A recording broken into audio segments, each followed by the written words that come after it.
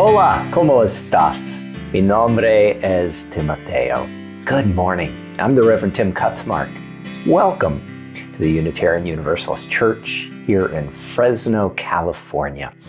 It is my great pleasure to let you know that we'll be starting our service in about 3 minutes. I'm so excited today.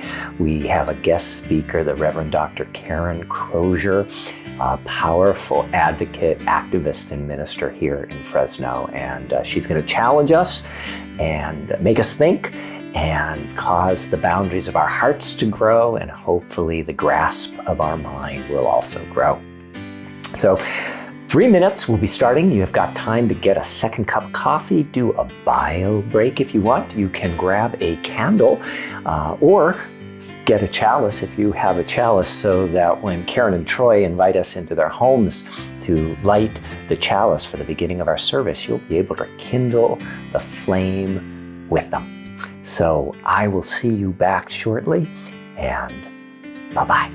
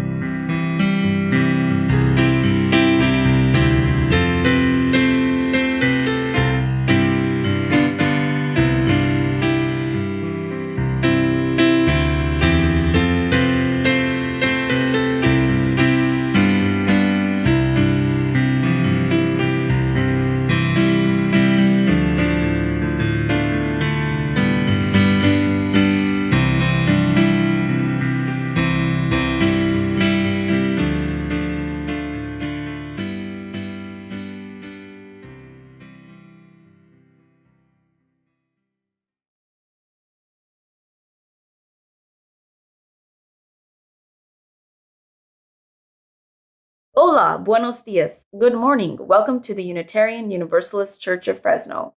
My name is Lisa Lindsay, and I serve gratefully as president of your board of trustees. Here at the Unitarian Universalist Church of Fresno, we welcome you no matter your race, culture of origin, spiritual background, or religious beliefs. You are welcome if you're lesbian, gay, bi, questioning, trans, or non-binary. We welcome you no matter your differing abilities, the amount of money in your bank account, or your level of education. You are welcome with or without documentation. No human being is illegal at the Unitarian Universalist Church of Fresno. And I gotta add, you are welcome here even if you really need a haircut. We are all in this together, guys. Todos son bienvenidos aquí. In that spirit, let's join our voices with our mission statement. La misión de la Iglesia Unitaria Universalista de Fresno es amar inclusivamente, crecer espiritualmente, servir con gratitud y trabajar por la justicia. The mission of the Unitarian Universalist Church of Fresno is to love inclusively, grow spiritually, serve gratefully, and work for justice. Today, Reverend Tim, Dani, Lorenzo, and I are excited to welcome our special guest.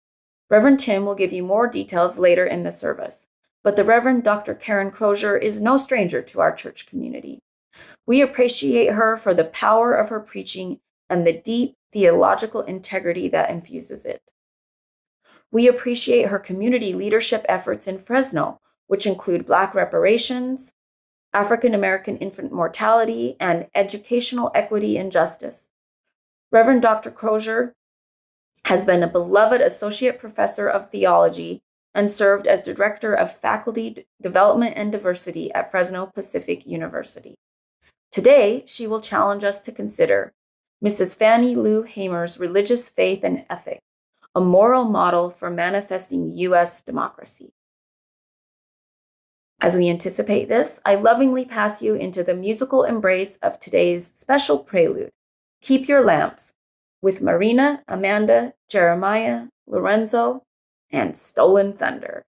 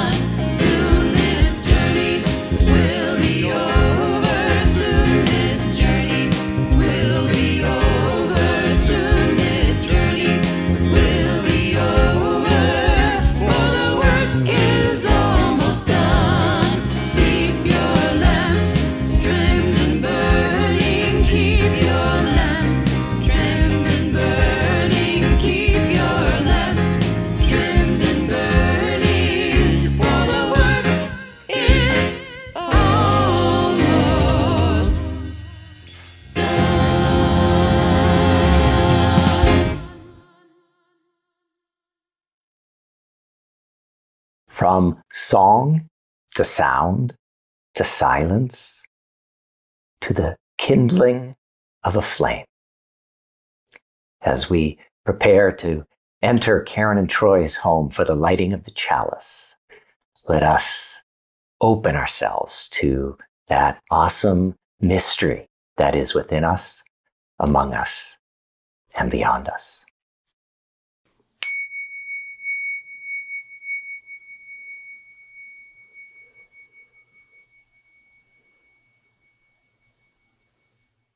Good morning. Buenos dias. Buenos dias. Welcome to the Polnitz house. We are so glad that you're here with us this morning. We light our chalice this morning for justice. We light our chalice for love to be made public. As Unitarian Universalists, our fire for justice is not empty. It is a full flame that calls us to deep, sustained, and powerful action. Action. That movement of the work. The movement of energy that is transferred into the spirits of each and every one of us. That is what this flame represents holistically. The unwavering, ever-constant energy that keeps us going day in and day out, because we know that this work will not move on its own. This flame represents the power that lies within all of us together and our ability to continue the fight for justice and universal love. Let's join our voices in song in the beloved hymn, This Little Light of Mine.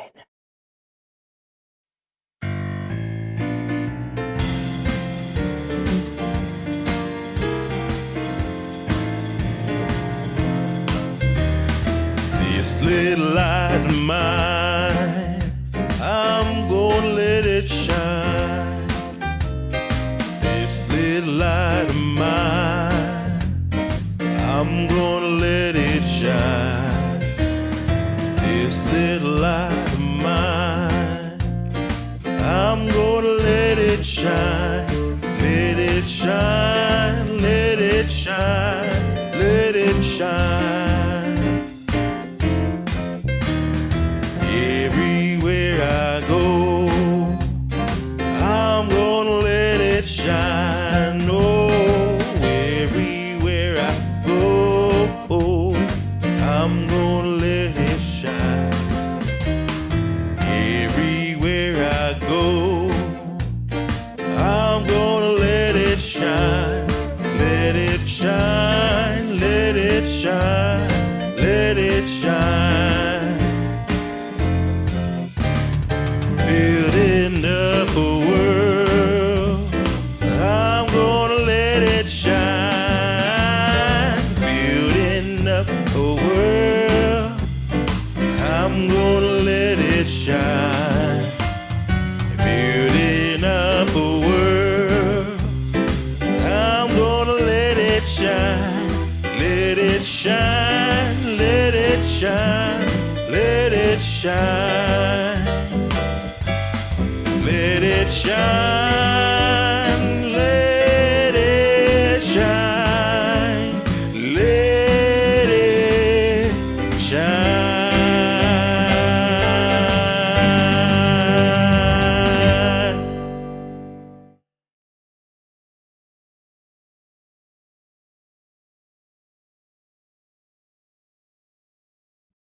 Hola, soy Dani. Howdy friends, Dani here, and for today's Time for All Ages, I'd like to talk to you about Claudette Colvin, a young woman who changed the world and changed the future by knowing her history.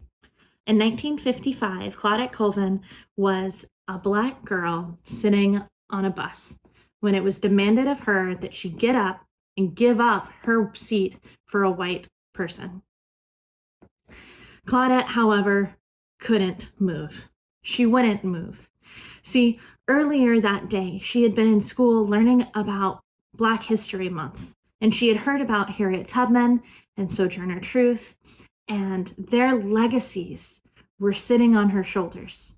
She said that she felt as if Harriet Tubman was pushing on one side and Sojourner Truth was pushing on the other, giving her strength. So when the police came and they arrested her, her school books went flying because she wouldn't move. 9 months later, Rosa Parks sparked the bus boycott by also refusing to give up her seat.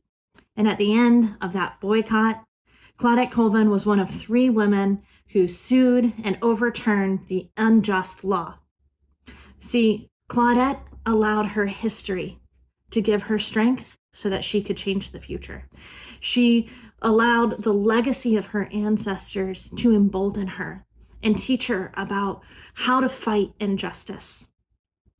Our legacies and our histories are often the greatest stories that we have and the greatest inspiration that we have to help us know in our moral compass when something is wrong. Because we all know that sometimes laws are unjust, and what's right is to break the law in order to do what's moral. Fannie Lou Hamer knew a little bit of something like that, and you'll hear about her later.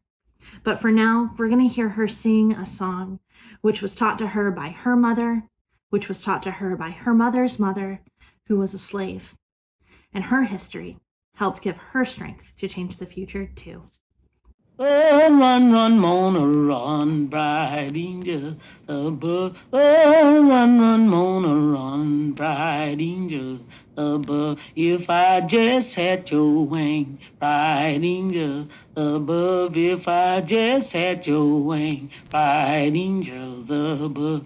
I'd fly away to the kingdom, bright angel above. It'd fly away to the kingdom, bright angels above. Angel, lend me your wing, bright angels above. Angel, lend me your wing, bright angels above. Escape for your life, bright angel above. Escape for your life, bright angels above. If I just had your wing, bright angels above. If I just had your wing, bright angels above. I'd fly away to the kingdom, bright angel above. I'd fly away to the kingdom, bright angels above. Angel, lend me your wing, bright angels above. Angel, lend me your wing, bright angels above.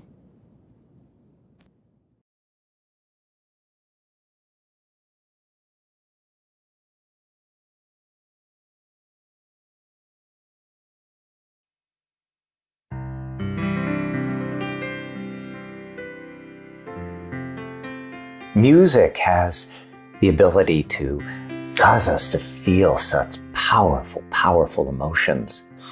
And I know this right now is a time of powerful emotion for so many of us. As the COVID cases spike, I'm talking with you. I know a renewed fear has entered into many of our hearts and minds. Many of us are anxious, uncertain. We're wrestling with depression and anxiety as we move into a 9th month of the pandemic. And so we just want to recognize that, to acknowledge it and say it's all right. It's all right to feel exactly what you need to feel. It's all right to be afraid. And it's all right to also remember that there is a love holding you. There is a love holding all that you love. There is a love holding all. You rest in this love. One of the great gifts the universe has given us is the gift of our breath. Because in those times when we feel ourselves tightening with the fear and the anxiety, we can use the breath to open us again, to open us to feel that love and also to become part of that love. So this morning, I invite us together to take a nice deep breath in, breathing in peace. We hold that breath for just a moment. We breathe out love. And again, using the breath, we breathe in peace. We hold just a moment. We breathe out love. And again, breathing in peace into every cell of our body as if it's absorbing that peace into the innermost part of ourselves. We hold the breath and then we become an instrument of love and breathe out love into this world. as we continue breathing together as a community we create each week with the intention of being together, the intention of being connected, and the intention of being part of that greater love. As we continue breathing, I invite us to let that breath carry us back along the last week, the gift of the last 7 days of living. And as you breathe into the memories of this past week, 2 questions for reflection. The first, where in the last week did you see pain?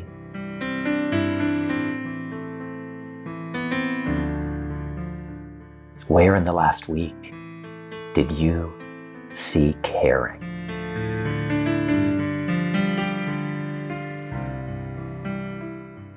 I also invite us to pause for a moment to acknowledge a certain group of people who have seen great pain and are working hard to create great caring in this world. And those are the scientists who have been working round the clock, using science to address this pandemic, and the gift of the vaccine that is on its way, that seems to have given us a light now at the end of what had seemed like an endless tunnel.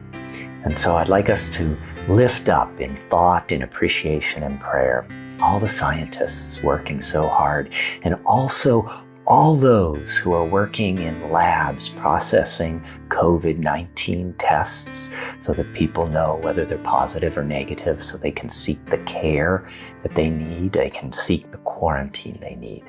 So we celebrate the scientists and all those who use science to work to keep us safe and healthy. Celebrate and thank all those scientists. Just type the letter S in the comment box, the letter S in the comment box. And as we do so, we move into that time of our service where we create space to honor all that's in our hearts and minds, our joys, our sorrows, our gratitudes, and our concerns. If you have a personal joy, sorrow, gratitude, or concern that you'd like to share this morning, please type that into the comment box. If you're speaking about someone else, please be sure not to use their last name, for their privacy is protected. And as we share with each other, we lift up the names of our beloveds who need our prayers, our light, our love. For all that has been shared, for all that we hold in the stillness and silence of our beautiful human beating hearts, and for all those who on this Sunday have no one to remember them, no one to speak their name with gentleness or love, we light our candle of community. By our remembering, may we and they be blessed. We light a second candle this morning. This candle burns for the staggering number of Americans who have lost their lives to COVID-19, 274,000 Americans, and for the 1.5 million citizens of our world, our neighbors, who have lost their lives to COVID-19.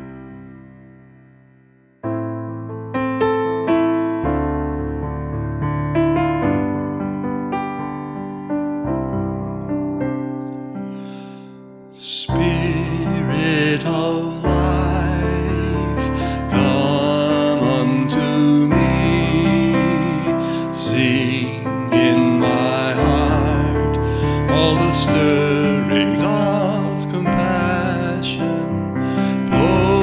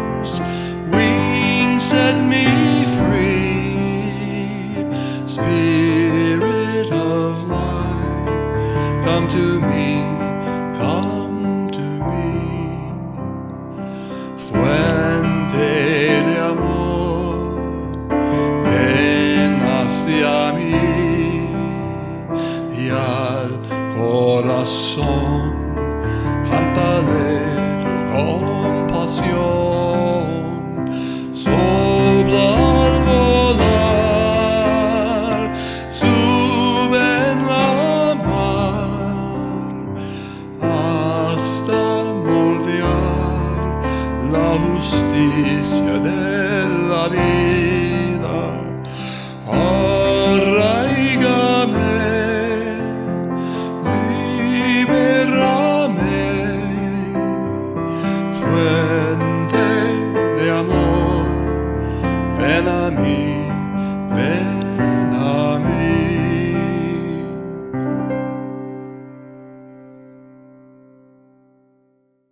As my hands touch the metal of this Tibetan singing bowl made by a monk high in the Himalayas in the 1700s, I think of the sound that it makes, how many generations of spiritual seekers have heard it, how many have followed it into the silence that is so rich and full and ours to explore.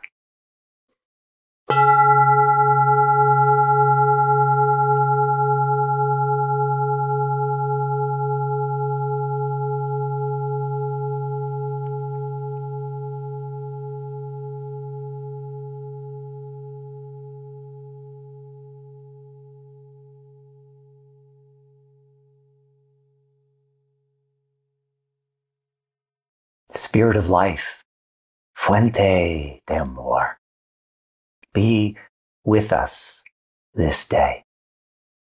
We admit the fear, we acknowledge the uncertainty, we know the path ahead is going to be longer than we want. And so, Spirit of life, God of many names and no names, for you are truth beyond all naming and knowing. Help us to find that resilience that waits within us, that is there to be tapped into, to be quickened, and allow that resilience to move through us, but also beyond us, so that we are able to awaken others to their own resilience, and together empowered, be a people of hope, of love, a people of connection and community as we move through these days, these weeks, and these months that lie ahead. We ask this in the name of love, a love that is holding us, a love that is holding all that we love, a love that is holding all. We rest in this love.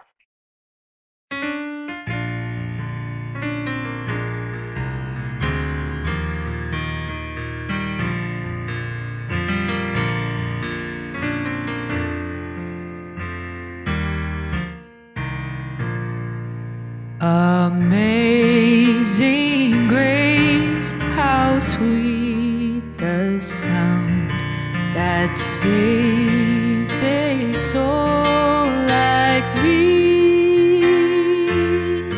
I once was lost and now am found, was blind but now I see. 'Twas grace that taught my heart to fear, and grace my fears relieved. How precious did that grace appear the hour I first believed. When we've been dead 10,000 years, bright shining as the sun, we've no less days to sing love's praise than when we first begun. Amazing grace, how sweet that saved a soul like me. I once was lost and now am found, was blind but now I see.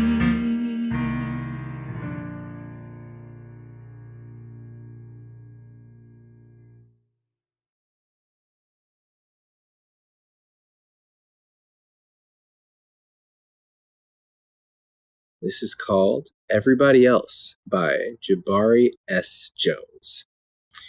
On a spring day in Farmington, Maine, as I was walking downtown, I made my way through a line of cars that were waiting for the light. In front of me was a large Confederate flag flying from the back of a white pickup. I crossed the street, not looking at who was driving the truck, and went into the store. As I went about my business, I felt stunned. My mind stirred with thoughts and feelings, memories and speculations. I felt fear and anger and curiosity, worry and defiance and humiliation. As I stood at the register, I chatted with the older white woman behind the counter. "Hi, how are you today?" "I'm good, how are you?" she replied. I paused, and then I told her about the truck with the flag. She said something like, "Oh yeah, we have some of that around here, but don't let it upset you. Don't let it get to you." I appreciated her gesture, her attempt to comfort me. At the same time, her gesture made me more uncomfortable. She was asking me to respect the person's right to fly that flag and shrug it off like everybody else. What she failed to see, or perhaps ignore in a gesture of colorblindness, wrapped in the First Amendment, is that I am not like everybody else who walks in the shadow of that flag. I am from away. My hair is coarse. My skin is dark brown. I am a Black man in Maine. In so many ways, I am not like everybody else around here. But I want to belong here. In so many ways, that flag represents the denial of my rights, my belonging. It is impossible for me to blend in, to hide my Black body, to not let it get to me. I don't have the privilege of hiding from history. Because I am conscious, I know what is. I know its name. It rides in the back of a pickup truck. It proudly stalks around town like an alpha predator. It clings to me like a nightmare. While it seems like everybody else is walking through a dream, I point at the thing and say, "Look!" And the crowd replies, "Yes, but..." When I hear yes, I feel heard. But when I hear but, I become invisible. My life doesn't matter.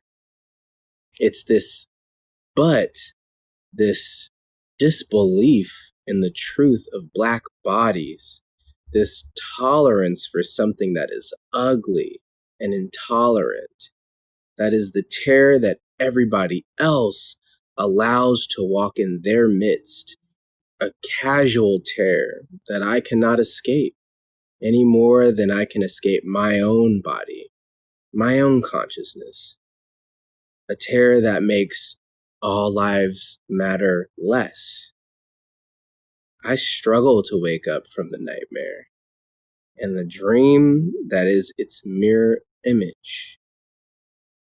I struggle to make my life matter, for Black lives to matter, so that all lives matter.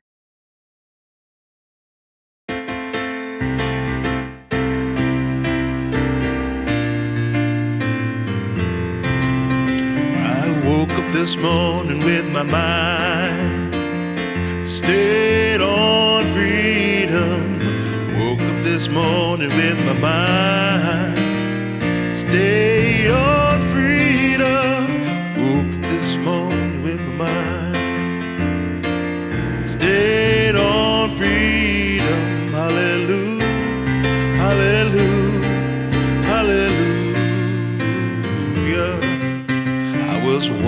and talking with my mind.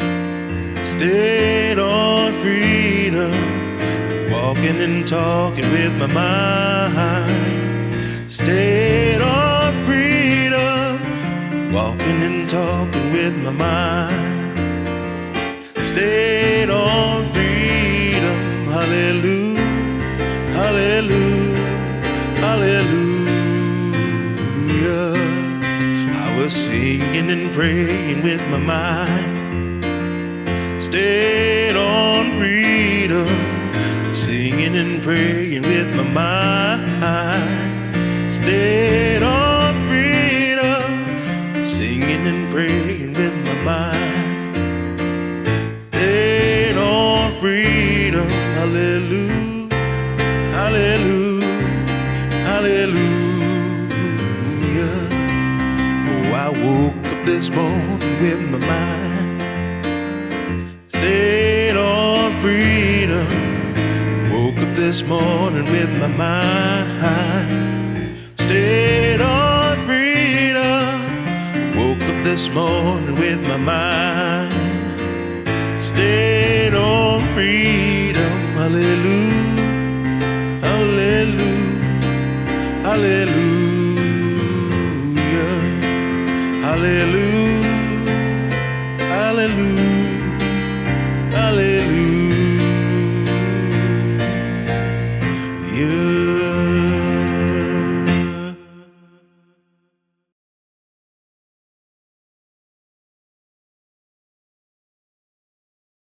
It is my great privilege to introduce the Reverend Dr. Karen Crozier, a longtime friend of the congregation. The Reverend Dr. Crozier is an activist, an advocate, an academic, a theologian, a minister, and an on-the-grounds doer. She works tirelessly here in Fresno on issues that include Black reparations, African American infant mortality, and educational equity and justice. And personally, I have to say, more than anyone in Fresno, Dr. Crozier challenges us to go deeper, to look more closely at our own internalized racism and white supremacy, and to make sure that we're not dancing along the easy surface of saying we support Black Lives Matter, but actually thinking about what it means to truly support, be an advocate for the Black Lives Matter movement. Reverend Dr. Karen Crozier, it is so wonderful to welcome you here to the Unitarian Universalist Church of Fresno. We're so excited to hear your Christian academic, activist, and minister perspective on your sermon topic, Mrs. Fannie Lou Hamer's Religious Faith and Ethic, a Moral Model for Manifesting U.S. Democracy. Good morning. Thank you, Pastor Tim.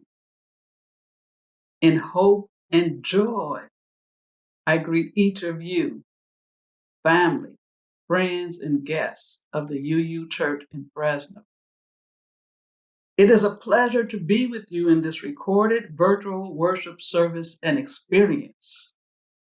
I'm invited to speak to you today on Mrs. Fannie Lou Hamer, whom I presented to many of you last October in 2019. When I spoke back then on belonging, beloved, and Black reparations through the lens of Mrs. Fannie Lou Hamer, we as a nation had recently undergone a congressional hearing on reparations for slavery. Now, we are in a slightly different place because we are facing what I call a double pandemic of one, COVID-19, and two, white supremacy, systemic racism, and the denial of Black humanity.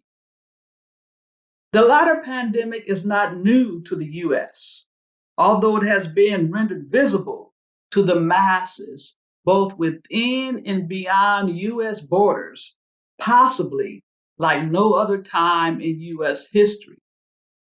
2020, the third decade of the third millennium CE or AD, has been a year in which many Black and non-Black people have had to recognize and reckon with what the American Medical Association has rightly named as a public health threat. In 2020, the AMA and the global masses are finally sharing a similar view of reality that Mrs. Hamer claimed in the 1960s and 70s during the civil rights movements when she stated, "I'm sick and tired of being sick and tired." Mrs. Hamer's succinct and profound declaration of her private and public experience in an environment that openly and viciously practiced the erasure of Black life and well-being was and is instructive and inspiring. She sounded the alarm of her illness while simultaneously announced her desire for healing that she sought not only for herself, but for her town, county, state, and country. By assuming responsibility for healing from the public and ever imminent threat and reality of race-based violence, political disenfranchisement, and dehumanization, Mrs. Hamer provides an exemplary moral model on how we can and should live in response to the 2020 acknowledged medical public threat of white supremacy, systemic racism, and the denial of Black humanity. For those of us who are serious about moral integration and restitution in our public and institutional lives, especially on matters of personal, public, and planetary well-being, this sermon in 2020 on Fannie Lou Hamer is for you. Today, my topic is Mrs. Fannie Lou Hamer's religious faith and ethic, a moral model for manifesting U.S. democracy. Mrs. Fannie Lou Hamer's religious faith and ethic, a moral model for manifesting U.S. democracy. Her religious life and legacy as a Christian freedom fighter of rural Mississippi exemplifies an unequivocal religious, moral, and spiritual clarity and depth in the public sphere. In my humble opinion, we need the moral wisdom, tenacity, and practices of Mrs. Hamer and those like her. In this sermon, I will present a brief biographical sketch on Mrs. Hamer for those of you who do not know her. Then I will identify one big idea that comes from Mrs. Hamer's life and legacy. And then we'll provide you with a time for silence, reflection on Mrs. Hamer's big idea to see and encounter the images and questions that come from you in light of the gleaned idea from Mrs. Hamer's life and legacy. After the reflection, the silence, and documentation, I will then proceed to raise and answer a question from Mrs. Hamer's big idea that on her life and legacy. And then we will conclude with understanding the significance of taking Mrs. Hamer's religious faith and ethics seriously in the 21st century. Fannie Lou Hamer was born in the deep south of Mississippi on October 6, 1917, nearly 3 years before the passing of the 19th Amendment. A second-generation sharecropper, as well as 2 generations removed from U.S. chattel slavery, Fannie Lou was the youngest of 20 children, 14 girls and 6 boys. Her father, James Lee Townsend, was a sharecropper and minister who also sold moonshine liquor to provide for his family. Her mother, Luella Townsend, was a sharecropper, homemaker, prayer warrior, and spiritual teacher who instilled in Fannie Lou self-respect, cultural pride, and faith in God. From her family and church, the Black family and Black church, Fannie Lou learned the significance of loving self and others, even if they hated and mistreated you. Within the context of the Jim Crow South, state-sanctioned hostility, terror, injustice, and inequity, Mrs. Hamer only had the opportunity to receive 6 years of formal education and was bamboozled into picking cotton at the tender age of 6. It was not until August of 1962, at 44 years old, that she learned of the national Constitution and her right to vote through the preaching of Reverend James Bevel of the Southern Christian Leadership Conference and political speech of James Foreman of the Student Nonviolent Coordinating Committee. At William Chapel Baptist Church in Mississippi at the mass meeting, she agreed to attempt to exercise her right to vote because she wanted to access self-determination, righteous representation, and social transformation. Mrs. Hamer was a relentless and resilient Christian freedom fighter in her enduring of eviction, separation from her husband and adopted daughters, jailhouse torture, death threats, unemployment, blood clots, kidney failure, hypertension, forced sterilization, breast cancer, and numerous deaths and defeats in the freedom struggle in Mississippi and the nation.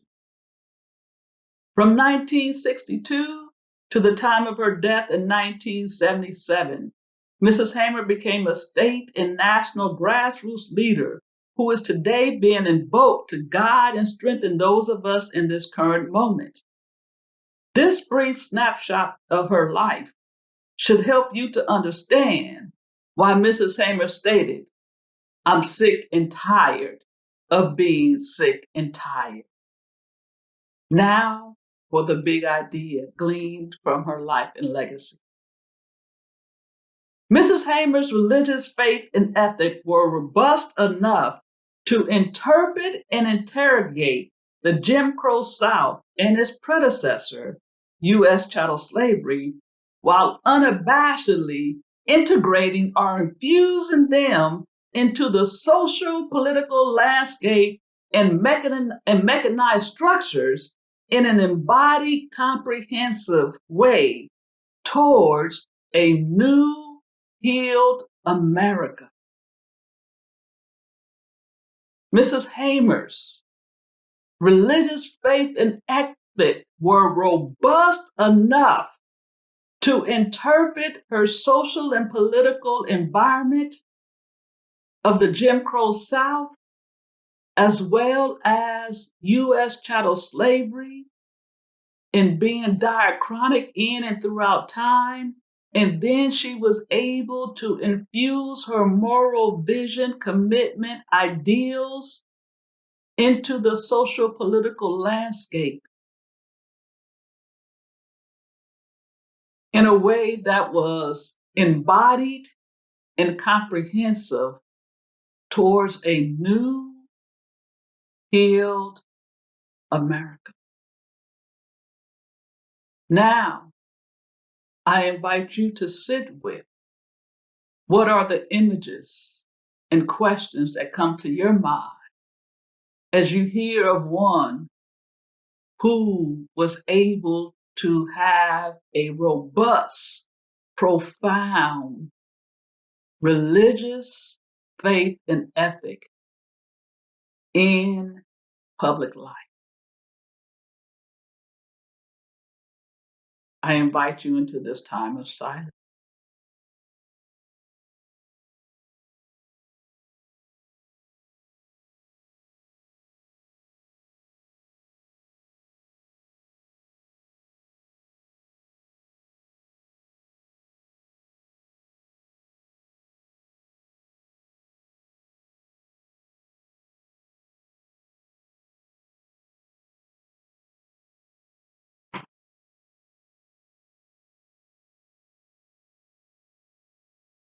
Thank you. The question that I am raising in light of this big idea is, how did Mrs. Fannie Lou Hamer do this without violating the First Amendment? Was this even possible? In her leadership, critical thought, and religious political activism, Mrs. Hamer was not violating the First Amendment in her articulation and appropriation of her Protestant Black church faith tradition.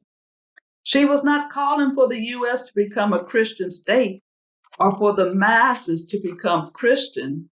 Instead, Mrs. Hamer's Black womanist, agrarian, God-talking activism were sophisticated and expansive.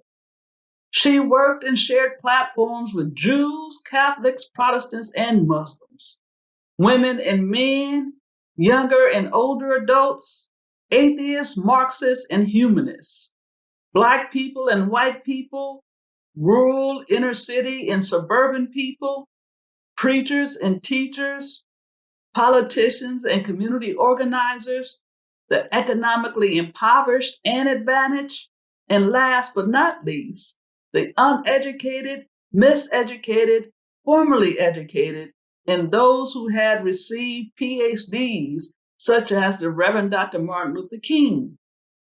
In short, it can be argued that Mrs. Hamer enlivened the First Amendment with her particular religious faith and moral interpretation, interrogation, and infusion, because she sought to Christianize those who claimed to be followers of Christ, radicalize those who claimed to be American liberals, and humanize those who held on to white supremacist and segregationist ideologies, ideals, customs, and policies.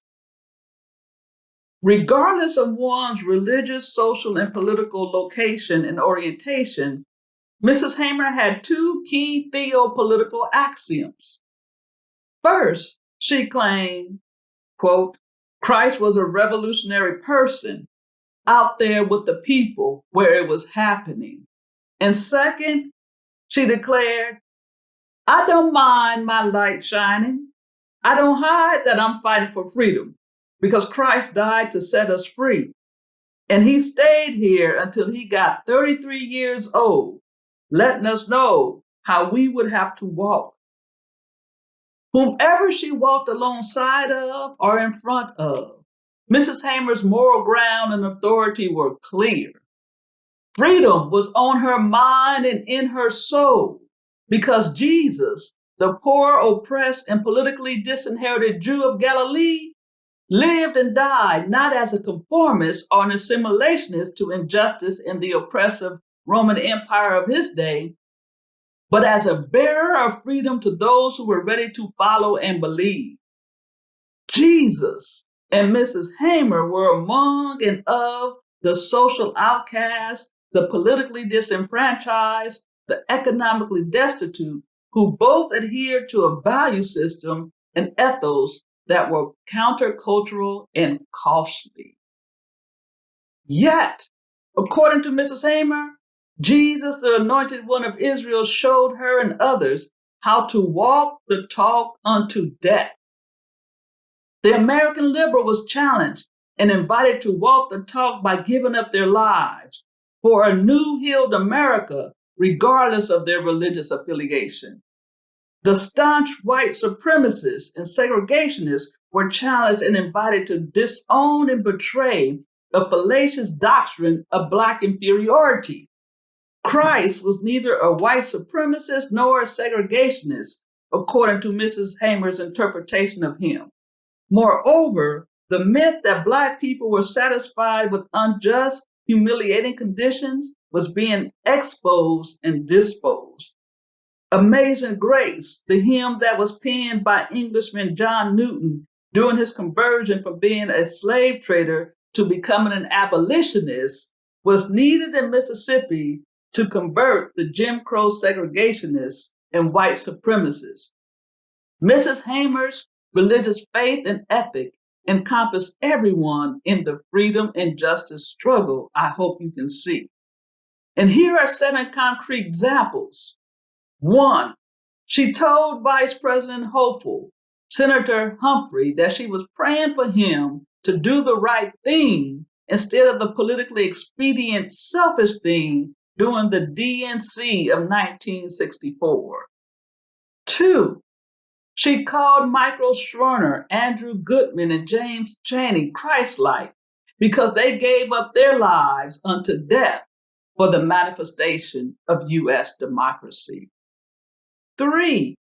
The white college students who descended into the deep south of Mississippi from the west and the north during the summer of 1964 collectively represented the Good Samaritan to Mrs. Hamer because the Black people of the South encountered and experienced white people who were human enough to see and respond to the human dignity and need of the Black Mississippians through those college students.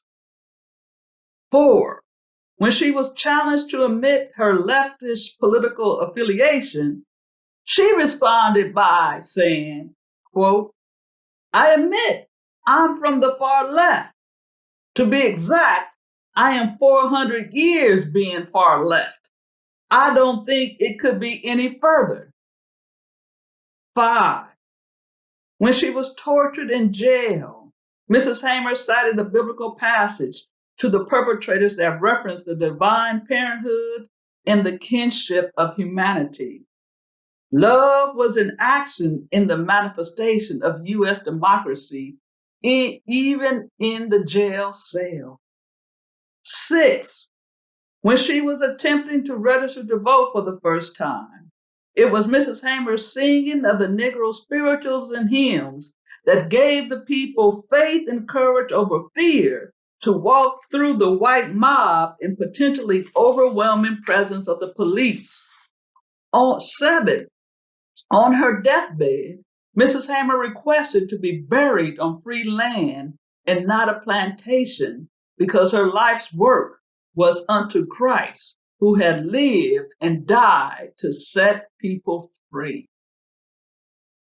Now, taking Hamer seriously. If one is to take Mrs. Hamer's religious faith and ethical life and legacy seriously, today's moment of racial reckoning and recognition of the vulnerability and dispensability of Black life must occur as a starting point at the intersection of race, gender, and class. If the racial healing and justice work is only done through the prism of racism, it will only perpetuate the American caste system that Mrs. Hamer and SNCC sought to transform. In case you need more encouragement on why the work must be done at the intersection of race, gender, and class, here are some reminders that I would like to bring to your attention. We must not forget that the 15th Amendment, when passed in 1870, gave Black men the right to vote and not women, Black nor white. We must not forget that for a short period, Black men exercised their right to vote in political leadership, but due to a failed Reconstruction, establishment of Black codes, passing of federal policies such as Plessy v. Ferguson of 1896, exercising of state rights, and the rise of the KKK, Black men became politically disenfranchised once again at the end of the 19th century. We must not forget that while we as a nation are celebrating the 100-year anniversary of the women's right to vote, Black women such as Sojourner Truth, Harriet Tubman, Ida B. Wells, and so many others who fought for women's suffrage too were never fully acknowledged or embraced by their white female counterparts. Consequently, by and large, while the passing of the 19th Amendment provided white women with the right to vote, Black women continued to experience ongoing exclusion, discrimination, and suppression at the polls. We must not forget that it was SNCC and the Mississippi Freedom Democratic Party an interracial party primarily of Black, poor, rural women who were domestic workers, sharecroppers, tenant farmers, or manual laborers in 1964, who brought forth the challenge to unseat the 5 white male Mississippi representatives. We must not forget that it was Mrs. Hamer's testimony to the DNC's Credential Committee that invoked tears and sympathy for the cause of a new healed Mississippi and nation. We must not forget that it was not until 1965, with the passing of the Voting Rights Act, that Black women and men were able to exercise their constitutional right to vote with less harassment and terror of such practices as poll taxes, literacy tests, and death threats. We must not forget that we are only 55 years removed from 1965, and voter suppression and gerrymandering are still with us in 2020.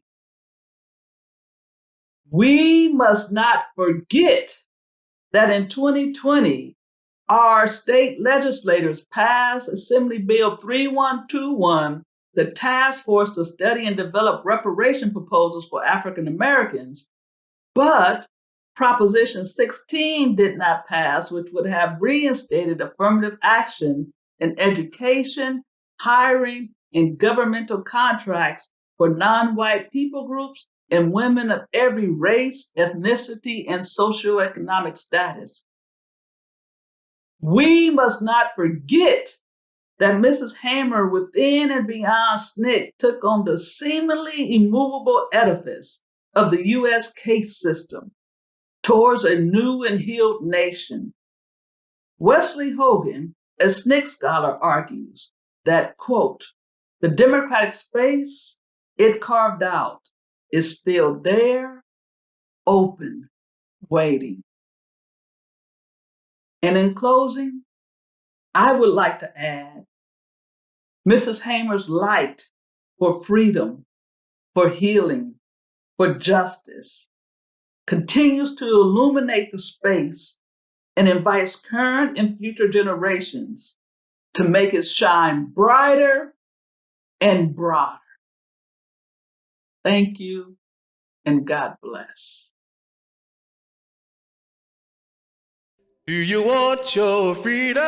Certainly, Lord. Do you want your freedom? Certainly, Lord. Do you want your freedom?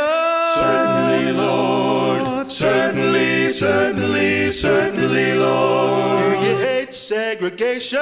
Certainly, Lord. Do you hate segregation? Certainly, Lord. Do you hate segregation? Certainly, Lord. Certainly, certainly, certainly, Lord. We'll march for a right. Certainly, Lord. We'll march for a right. Certainly, Lord. We'll march for a right. Certainly, Lord. Certainly, certainly, certainly, Lord. Have you been to the courthouse? Certainly, Lord. Have you been to the courthouse? Certainly, Lord. Have you been to the courthouse? Certainly, Lord. Certainly, certainly, certainly, Lord. Did you take time to vote? Certainly, Lord. Did you take time to vote? Certainly, Lord. Did you take time to vote? Certainly, Lord. Certainly, certainly, certainly, Lord. Do you love everybody? Certainly, Lord. Do you love everybody? Certainly, Lord. Do you love everybody? Certainly, Lord. Certainly, certainly, certainly, Lord. Do you want your freedom? Certainly, Lord. Do you want your freedom? Certainly, Lord. Do you want your freedom? Certainly, Lord. Certainly, certainly, certainly, Lord. Certainly, certainly, certainly, Lord.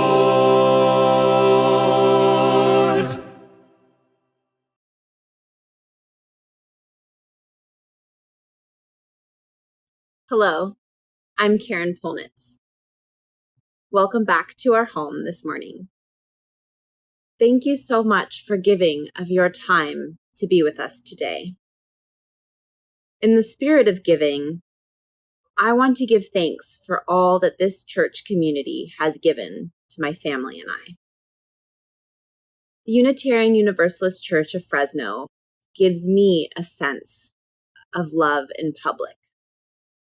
When I am here, I feel justice roll down like waters.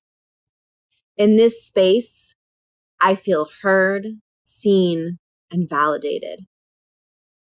We came to this community because of the Black Lives Matter banner and have stayed because here, Black lives do matter. During this challenging pandemic period, our beloved community needs our financial support more than ever. We need it to continue making people feel welcome, heard, and validated in a world that too often says, "You don't matter." And we need it to continue taking action to make justice realized more fully in our city and world. For these reasons and more, we ask for your offering this morning. There are several ways you can make your offering, including Cash App, PayPal, credit card, text, or sending in a check. A slide will appear with all the information in just a moment. But first, in the spirit of grateful generosity, will you join me in saying our words of offering? If not us, then who? If not open hearts, then what? If not now, then when? If not here, then where? If not generously, then how? If not us, then who? Thank you for saying yes this morning.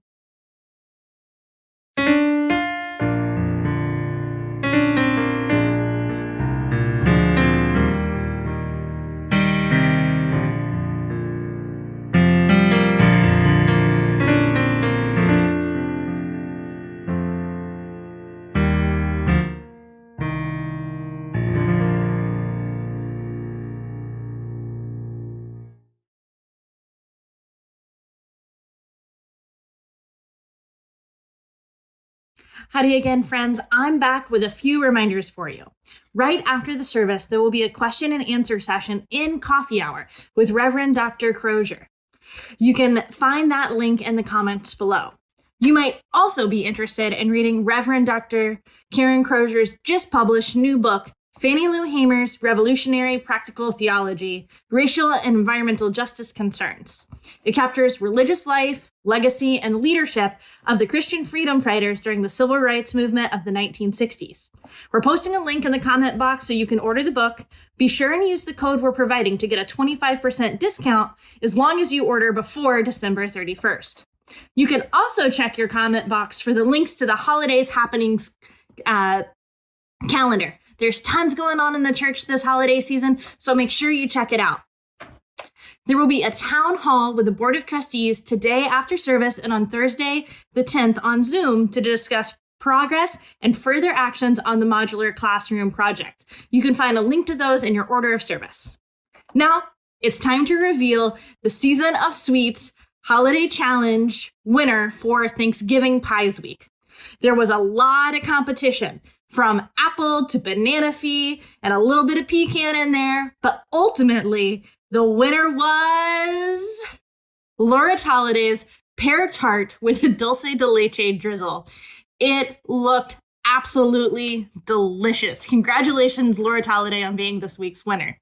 If you want to enter next week's challenge of cookie creations, just post it on Facebook and tag us with hashtag UUFresnoHoliday.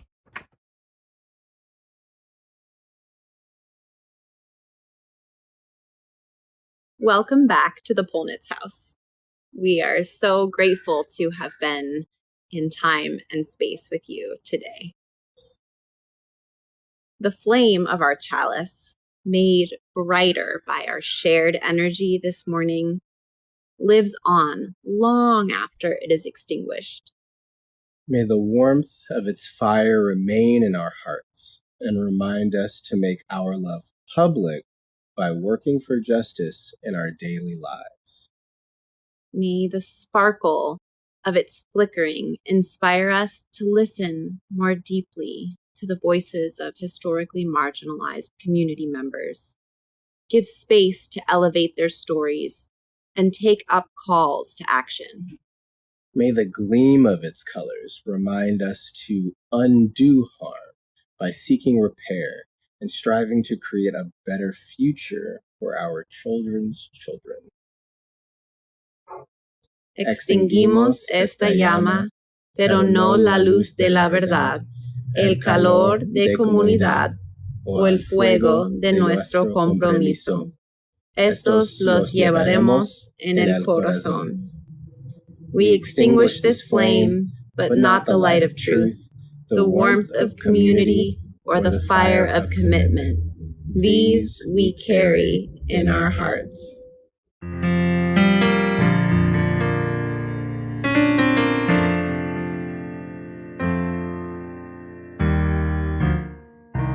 Muchas gracias, Karen and Troy.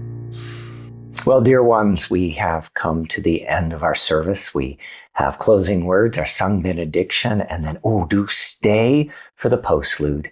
And then I invite you to join me in social hour for a question and answer and a conversation with Dr. Crozier.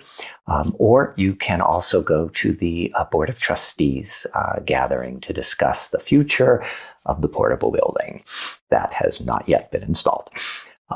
So if we were in the sanctuary, we would tenderly reach out to each other, gently reach out to each other and join hands. But today we can reach out and join hearts.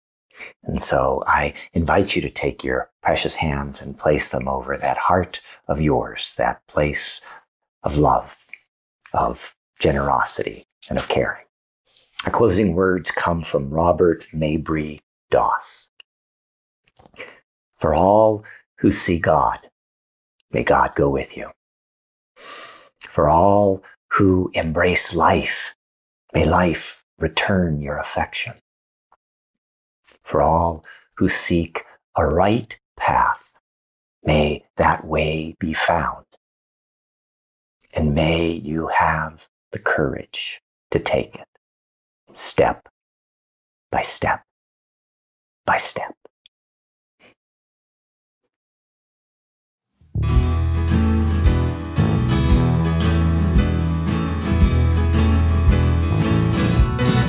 May we have safe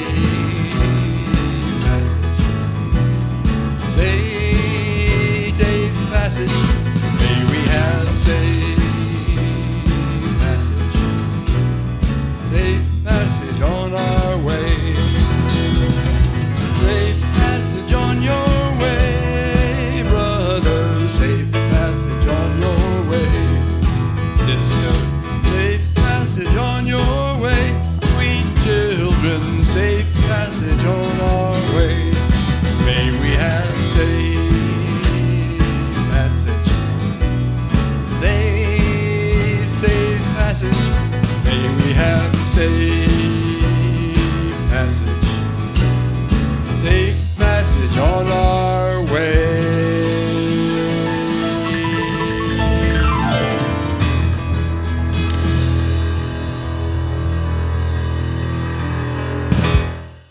Shalom and assalamu alaikum.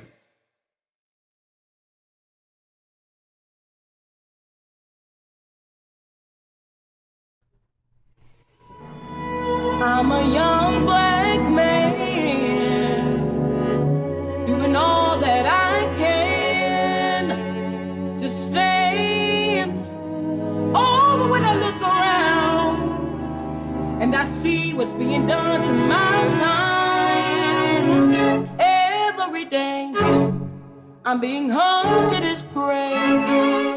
My people don't want no trouble. We've had enough struggle.